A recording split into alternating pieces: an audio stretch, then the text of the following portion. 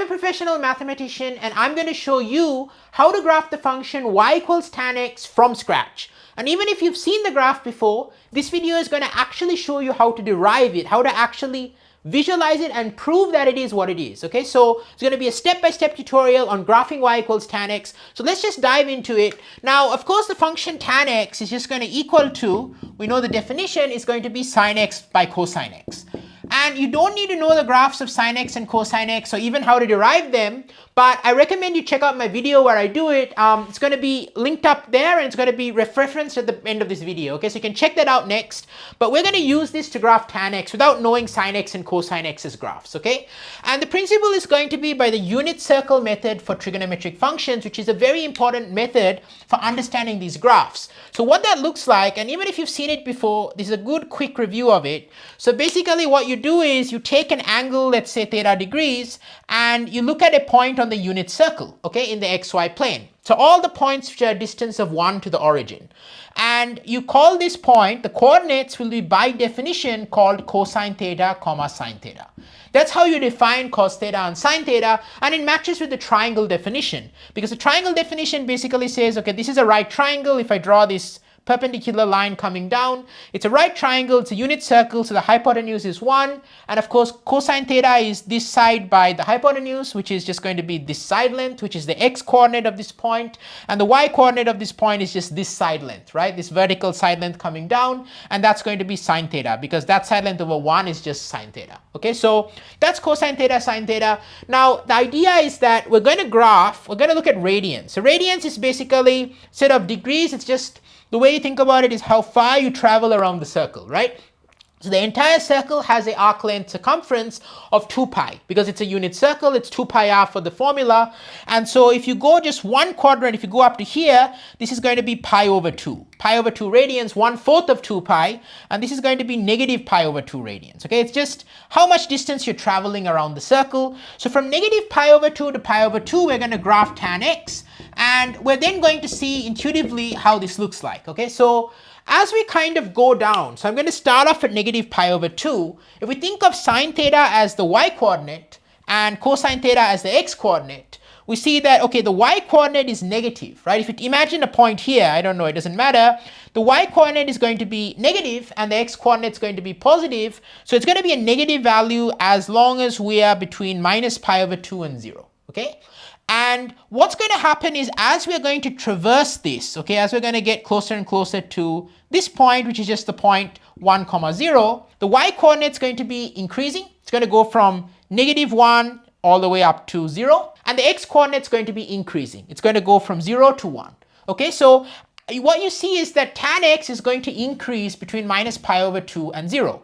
Okay, and exactly at minus pi over 2, we know the coordinates are going to be 0, negative 1, right? That's going to be the coordinate of the point on the unit circle. So therefore, we know cosine of negative pi over 2 is going to equal to 0. And we know that sine of negative pi over 2 is going to equal to negative 1. Okay, so sine of negative pi over 2 is going to equal to negative 1.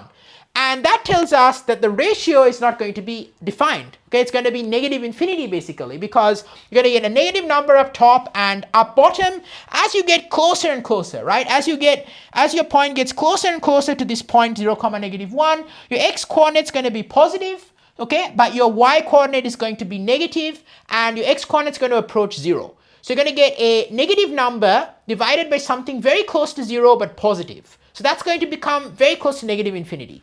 And we know that it's increasing. So we're actually going to draw the graph like this. I'm going to draw these two red lines. I'm just going to make that red. And what we see is these lines are going to be at negative pi over 2 and at pi over 2. Okay, and what you see is that sine x, so you can find some values. Okay, so this is one value. Then we know that sine of 0 and cosine of 0 are given to us by this point 1, 0 on the unit circle. This is going to be cosine of 0, sine of 0. And you see sine of 0 is 0 and cosine of 0 is 1.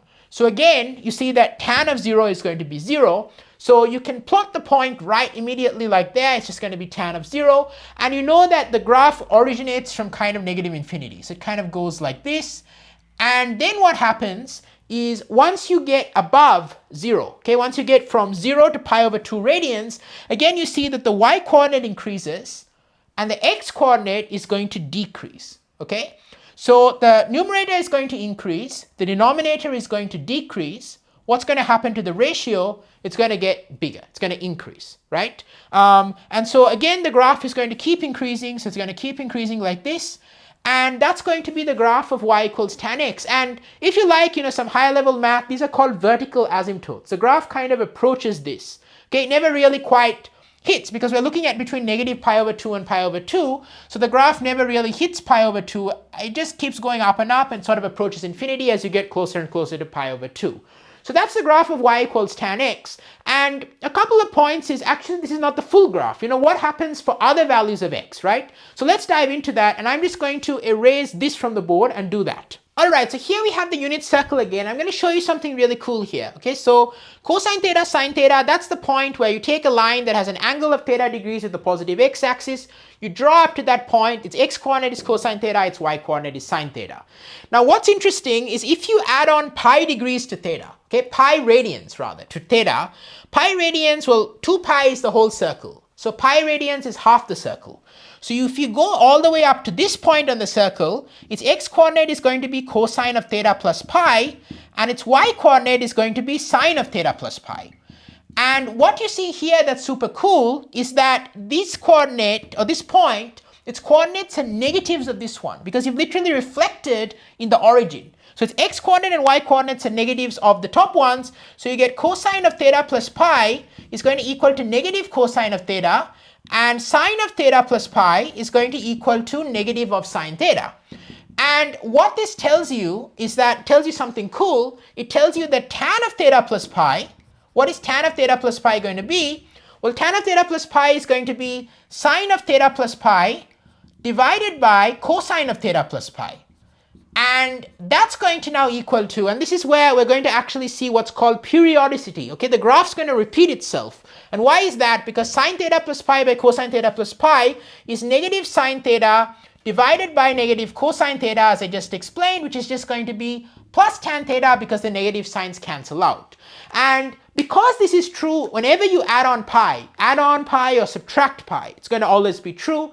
What that means is the graph's going to keep repeating itself every pi units. So tan is pi periodic, okay? Unlike sine and cosine, which are 2 pi periodic. I'm going to show that to you right now. All right, so let's now graph tan even beyond negative pi over 2 to pi over 2. So we have these red lines that we're going to have every multiple of pi over 2. So it's going to be negative pi over 2, pi over 2, pi, 3 pi over 2, 4 pi over 2, which is 2 pi. It's going to go on forever. And between the consecutive red lines, our graph is just going to be what we just saw. It's going to kind of do this kind of thing. And it's going to be the same thing each time. Okay, same thing each time. As we kind of keep going, we're going to get this kind of graph. So you're going to get these repetitions of this same graph, and that's going to be the graph of y equals tan x, whose domain is going to be all numbers that are not multiples of pi over 2, positive or negative, because that's when the denominator cosine is 0, and we don't want to divide by 0. So that's the graph, and thank you so much for watching. And if you have any questions, please don't feel free to drop a comment down below. I'll direct you to the next video, which is how to graph sine and cosine to really master this unit circle stuff. You can really visualize that. I've explained that in a lot of detail. It's a very fun video, cosine theta, sine theta, graphing them using the unit circle to really practice that. And there's another fun video you're going to love, which is about how to find explicit values of sine and cosine straight from the definition. And it's really beautiful. It really engraves these concepts, which maybe even you know already, you've seen it, but you really understand why they're true. So check that out here, all the graphs of sine and cosine here. Wish you an amazing day. Thanks so much to Alex and Nathan for their ongoing support on Patreon. And if you want to support my channel on Patreon, please check out the description. The link in the description makes a world of difference. It really does a lot. Even small contributions there makes a huge amount of difference. They're exclusive perks. So it means the world to me. Thank you so much, and I'll see you in the next video.